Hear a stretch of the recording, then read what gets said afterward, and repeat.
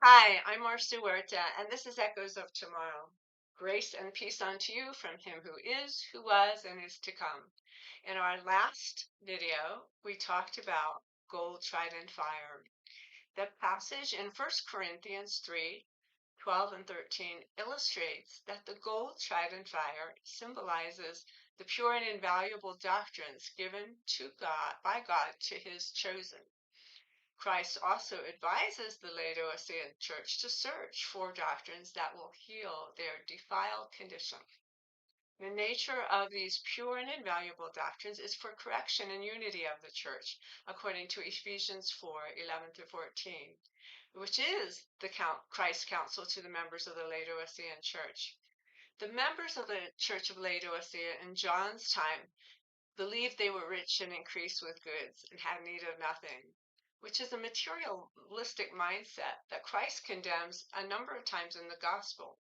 In one account, Christ says, "What shall it profit a man if he gain the whole world and lose his soul?" That was Mark 8:36. Also, it's a mindset that was condemned the northern kingdom of Israel and sent them into captivity when they sold the righteous for silver and the poor for a pair of shoes, according to Amos 2:6. Both Old and New Testament affirms this mindset is a proverbial apostasy of God's people. The past is echoes of tomorrow. The refined gold symbolizes the essential teachings needed to correct the material mindset of self-interest over common good. This is affirmed in the condemnation to the general spirit of the members of the Church of Laodicea, in that they were wretched, poor, blind, and naked. So we're counseled by Christ to seek out doctrines from men whom he has chosen that reveals these truths, such as John Wesley.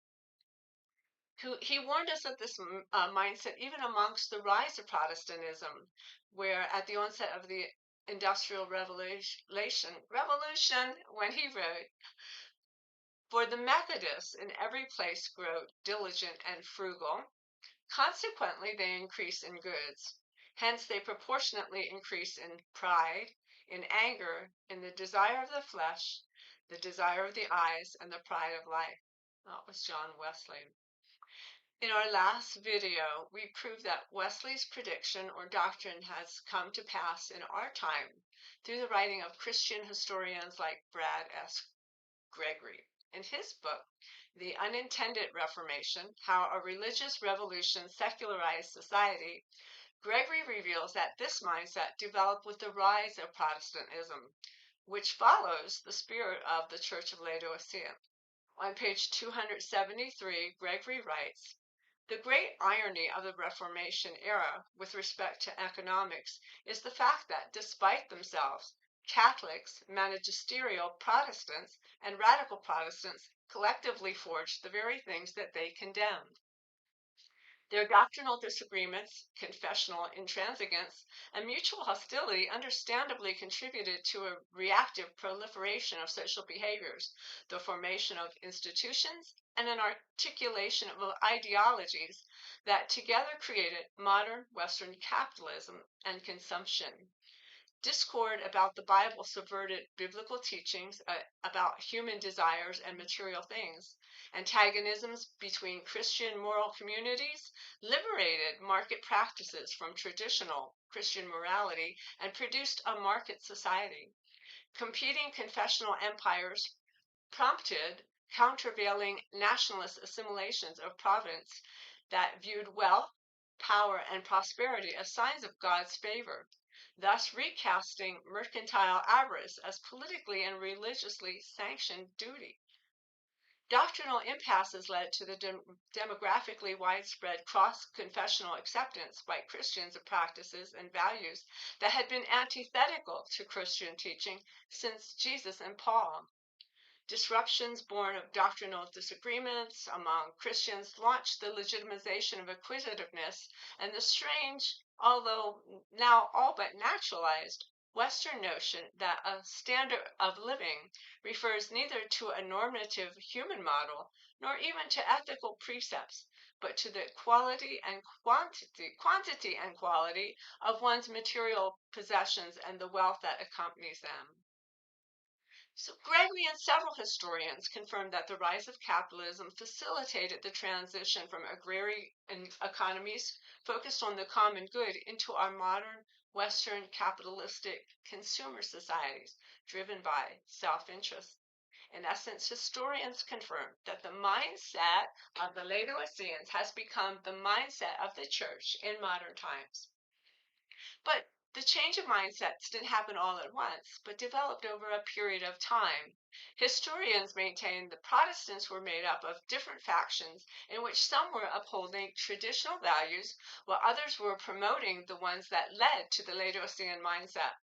The former held the upper hand for some time and then held off in the period in which the church could be seen as Laodicean. In this video, we'll reveal the seven churches are not only historical but are prophetic and represent seven eras between the advents of Christ, foreshadowed by the 7 months between the spring and fall festivals in the Hebraic cultic calendar, and Daniel's time of the end, in which knowledge is said to increase. Daniel 12. But thou, O Daniel, shut up the words and seal the book, even to the time of the end. Many shall run to and fro, and knowledge shall be increased. Many shall be purified and made white and tried. But the wicked shall do wickedly, and none of the wicked shall understand, but the wise shall understand. At the conclusion of this video, we'll also reveal the period of the Philadelphia church. Here's my husband, Jerry. Welcome to Echoes of Tomorrow. Again, in the last video, we revealed that the gold tried in fire exposes and corrects the materialistic, self-centered spirit of the church in Laodicea. We cited ministers and historians who confirm the same spirit permeates the church today, and its development stems from the influences of the Reformation. The Reformation ended the medieval church's influence in the public square, paving the road for the age of reason or the Enlightenment, which brings us to Daniel's prophecy about the time of the end. In Daniel chapter 12, verses 4 and 10, we read, But thou, O Daniel, shut up the words and seal the book, even to the time of the end. Many shall run to and fro, and knowledge shall be increased. Many shall be purified and made white and tried, but the wicked shall do wickedly. According to Daniel, at the time of the end, knowledge increases and there is a trial upon God's people. Historian Bradus Gregory, whom we cited before, in his book on the Reformation, affirms by the 18th century knowledge was centralized in secular universities, while theology was practically abandoned. In his book, we cite, Persistent doctrinal disagreements among Christians, plus intellectual weakness born of political protection, rendered most theologians diversely unable to cope with the 18th century intellectual innovations. In the following century, knowledge-making was centralized in research universities, theology progressively marginalized, and knowledge increasingly secularized, a process that was essentially complete by the early 20th century, except among Catholic universities, largely following suit in the late 20th century. Daniel's prophecy about the increase of knowledge corresponds to the Reformation and the rise of Protestantism, brought to life by the accounts of ministers and historians like Wesley and Gregory. Daniel's prophecy regarding the end times also foretells a trial upon God's people, illustrated by the 5th and 6th churches, Sardis and Philadelphia. In Revelation 3, we read in verses 1 through 3, And unto the angel of the church in Sardis write, These things saith he that hath the 7 spirits of God, the 7 stars. I know thy works, and thou hast a name, and that thou livest, and art dead. Be watchful, and strengthen the things which remain, that art ready to die. For I have not found thy works perfect before God. Remember, therefore, thou hast received and heard, and hold fast, and repent. If therefore thou shalt not watch, I will come upon thee as a thief, and thou shalt not know the hour I will come upon thee.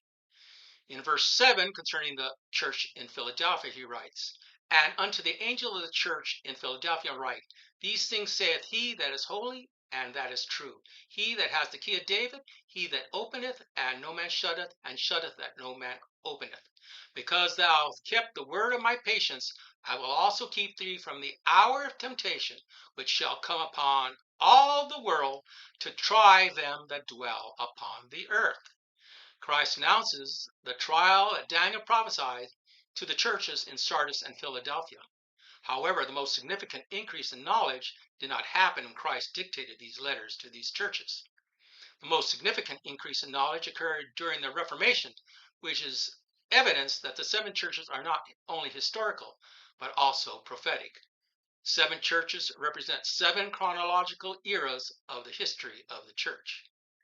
The interpretation of the seven churches as prophetic has a long history, beginning with certain monks during the medieval times and gained momentum during the Reformation through 16th century theologians like Joseph Mead. The seven churches truly illustrate the history of the church. Furthermore, Sardis is said to have two factions. Revelation 3, verses 4 and 5 read, Thou hast a few names even in Sardis, which have not defiled their garments, and they shall walk with me in white, for they are worthy. He that overcometh, the same shall be clothed in white raiment, and I will not put out his name out of the book of life, but I will confess his name before my Father and before the angels.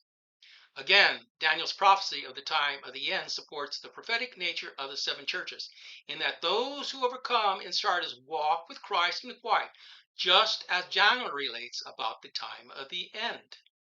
The depiction of the two factions fits the Protestants at the time of the Reformation. There were two main factions in Protestantism, the radical and magisterial Protestants.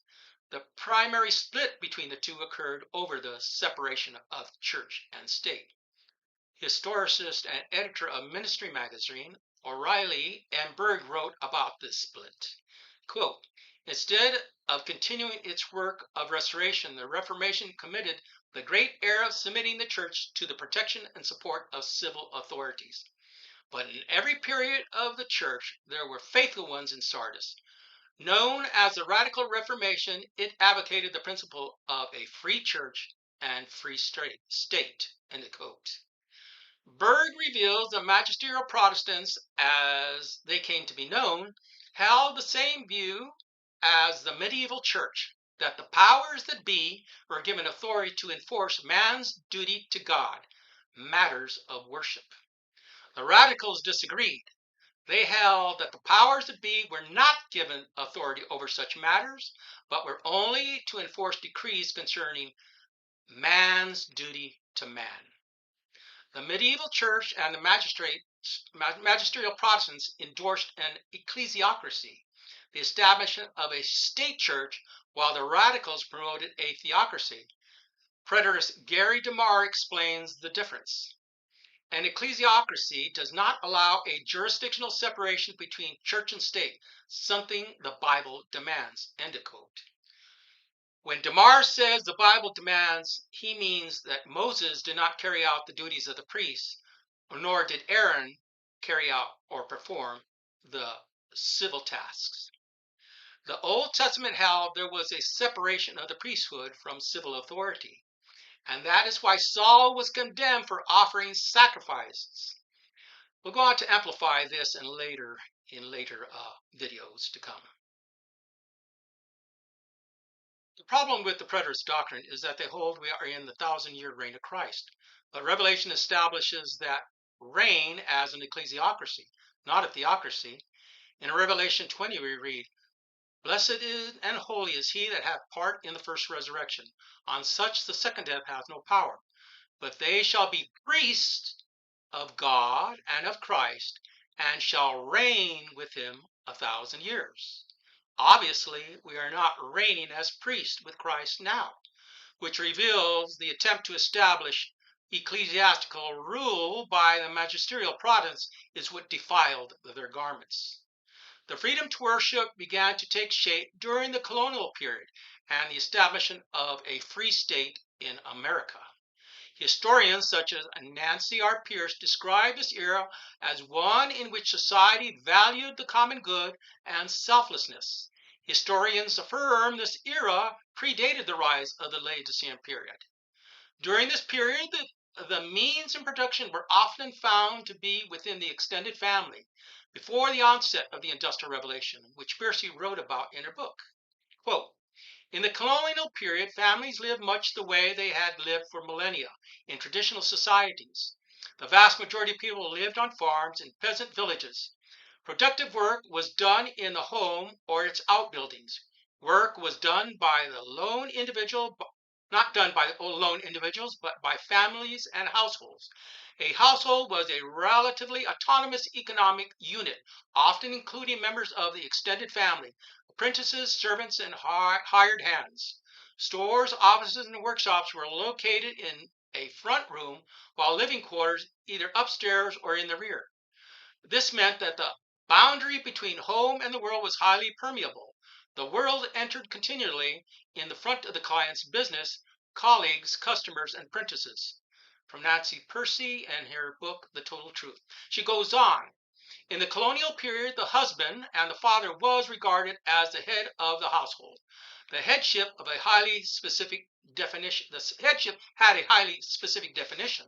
It was defined as a divinely sanctioned office that conferred a duty to represent not only his own individual interests, but those of the entire household, in which a social institution, family, church, or state was regarded as organic. An organic unity were all shared in the common good. There was a good for individual, but there was also a good for the whole, which was more than the sum of the parts. And this latter was the responsibility of the one in authority. He was called to sacrifice his own interests, to be disinterested in order to represent the interest of the whole. Husbands and fathers were not to be driven by personal ambition or self-interest, but to take responsibility for the common good of the entire household. Once again, from Nancy Percy's Total Truth. The promotion of the common good of society is founded upon Christ's doctrine that the rulers in his society serve the common good as servants to the people. In Matthew chapter 20, we read, verse 25, but Jesus called them unto him and said, you know that the princes of the Gentiles exercise dominion over them, and they that are great exercise authority upon them. But it shall not be so among you. But whoever shall be great among you, let him be your minister. And whoever shall be chief among you, let him be your servant. Even as the Son of Man came not to be ministered unto, but to be a minister and give his life a ransom for many. The rule of the unregenerated cannot resist the carnal nature to subjugate and exploit the people under them. However, a free state is founded upon the principles of a more perfect union, one of the common good, a pledge to the domestic tranquility, the common defense, and the general welfare to posterity. This was the pledge of the people of the United States, and why it was in America that the Philadelphian ethos flourished for a brief interval. So in this video, we have held that the seven churches were not only historical but prophetic of seven chronological periods. This is the historicist doctrine upheld in Daniel's prophecy of the time of the end. The increase of knowledge that Daniel prophesied began with the era of Sardis, and the Philadelphian period exemplified a time in which America still held itself as a nation under God, and that selflessness and the common good still prevailed under the extended family and the means of production under its control. When the spirit of the Philadelphian church ended, the materialistic self-interest nature of the Laodicean began, and Daniel's trial with it, illustrated by the four horsemen of the apocalypse. Again, this is supported by the reward of the white robes given the martyrs under the fifth seal. In Revelation chapter 6, verse 9 through 11, we read, and when he had opened the fifth seal, and I saw under the altar the souls of them that were slain for the word of God and for the testimony which they held. And they cried with a loud voice, saying, how long, O Lord, how holy and true, dost thou not judge and avenge our blood on them that dwell on the earth? And the white robes were given to every one of them, and it was said unto them that they should rest a little season until the fellow servants also and their brethren that they should be killed as they were should be fulfilled. The four horsemen depict the trial upon God's people that Daniel prophesied in the time of the end. We shall continue to expand on this pure doctrine, the gold tried in fire, in videos that follow. And again, the past is echoes of tomorrow. Hey, I hope you're taking away from my Echoes of Tomorrow's videos, teachings of value, the precious truth. If you enjoyed this video, please send us a thumbs up. You're also invited to subscribe. And if you're interested in more about the times in which we live, as seen through a historically prophetic view, we have two books, The Four Horsemen and the Merchants of Revelation, Thy Kingdom Come, Reevaluating the Historicist Interpretation of Revelation by Jerry and Marcia Huerta. Both can be purchased through Amazon.